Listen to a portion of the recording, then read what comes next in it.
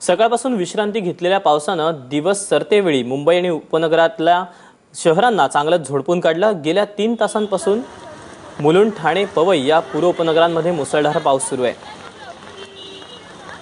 ठाण्यातील 3 हात नाका परिसरात पाणी साचायला सुरुवात झाली, तर पवई, सायन्ससह इतर भागातील वाहतूक देखील चांगलीच मंदावली आहे। पावसानं पश्चिम उपनगरांमध्ये देखील जोरदार बॅटिंग सुरू केली। अंधेश्वरी, जोगेश्वरी, गोरेगाव या भागात संध्याकाळनंतर सुरू झालेला पाऊस अजूनही थांबलेला नाही, त्यामुळे पश्चिम उपनगरातल्या प्रमुख रस्त्यांवर देखील ट्रॅफिक जाम झाल्याचं पाहायला मिळतंय।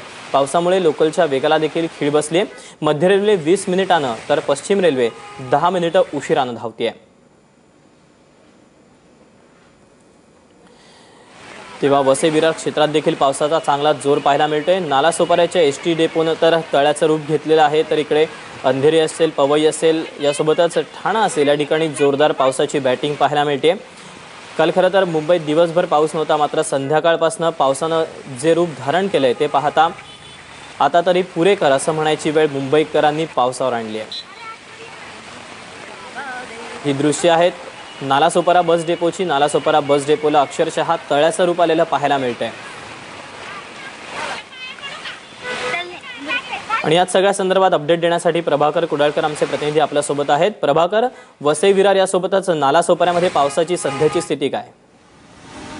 दीपक, वसई विरार शहरामध्ये कालपासूनच जोरदार पावसाने ही जी एंट्री केली होती। रात्रभर पाऊस ज्यावेळी सकाळी पूर्णपणे नालासोपारा विशेष करून आज तुडुंब भरलेला आहे।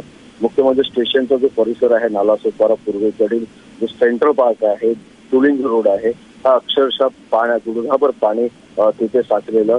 सकाळचे जे चाकरमानी आहेत ते जे कामावर जायला निघाले, तसंच बच्चे कंपनी जी शाळेत जायला निघाले, त्यांची फार त्रिपीट केली आहे। आपण बघू शकता की पूर्णपणे जे रस्ता आहे, रस्त्याच्या दुतर्फा जे आहे ते पाणी साचलेलं होतं, गुडघाभर पाणी आहे।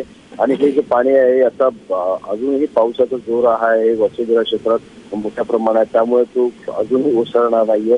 तसेच वसई एसटी डेपो जो आहे, या वसई एसटी डेपो जवळही पाणी साचलेलं आहे, त्यामुळे जे स्टेशन पासून जो येणारा जो प्रवासी आहे हा त्यालाही पाण्यातूनच या पाण्याचा त्रास सहन करावा लागत आहे। प्रभाकर, ताजे अपडेट घेत राहू। तुर्तास धन्यवाद दिलेल्या माहितीबद्दल।